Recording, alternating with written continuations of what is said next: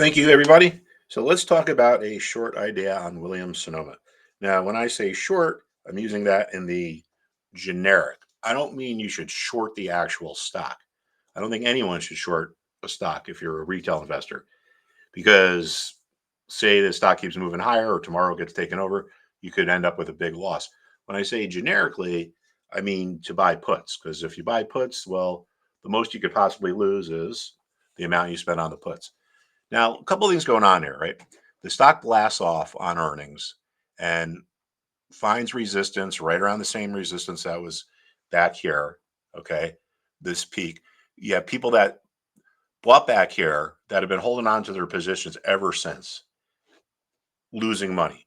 So when the stock gets back up to a level where they get out at break even, what happens? Remorseful buyers placing sell orders creates resistance at the level that was resistance before. Just to show you how important it is to understand these price levels. All right, on this particular day here, May 22nd, opening price 172.81. Yesterday, opening price 172.02. Current 172.61.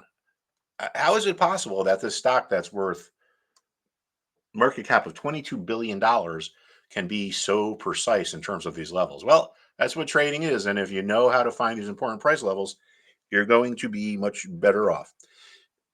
Now, let's see here. One of the main reasons why we get support is we have remorseful sellers trying to buy stuff back. People sell and it goes higher, right? Notice how there was no trading in here. There was a gap. So if it was a gap, if we closed here, opened here, well, there was no trading there. So if there's no trading, guess what? There can't be anyone who sold who's trying to buy their shares back. So my target is going to be down around here, 156. That's where I would close out. One of the things I want to show you is if you go to the company's website, right, you can go and look at the earnings statement. And in my opinion, if it's a retailer, it's always important to look at the balance sheet. Companies put out income statements, balance sheets, and cash flow statements. Now, if you're a retailer and you're not selling stuff, what happens? It goes into inventory.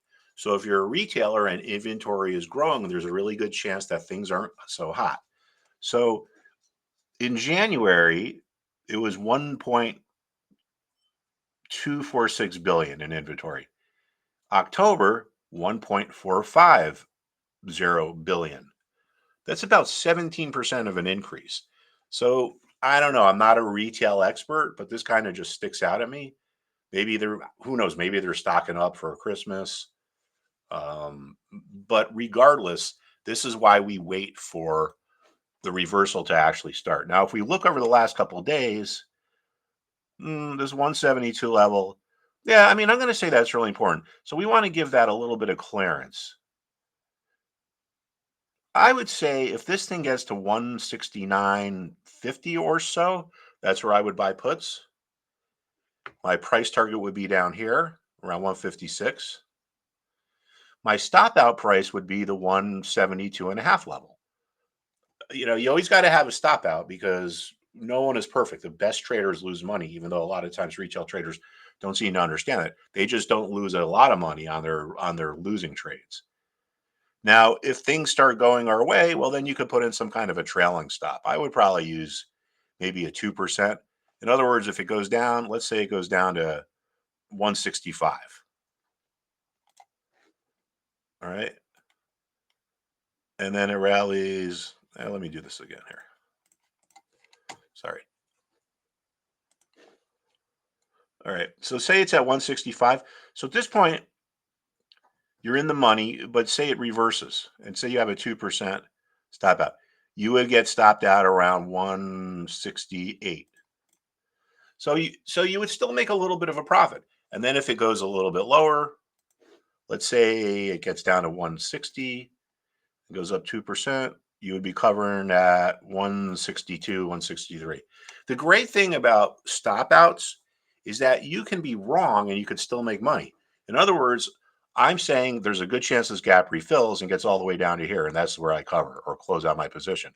Now, maybe I'm wrong and it only gets down to 158, and then it starts to move higher. Well, then when it moves up by 2%, I get stopped out, and guess what? I walk away with some money on the table. So I was wrong about my target and where the stock was going to go to, but it was a successful trade because I made money.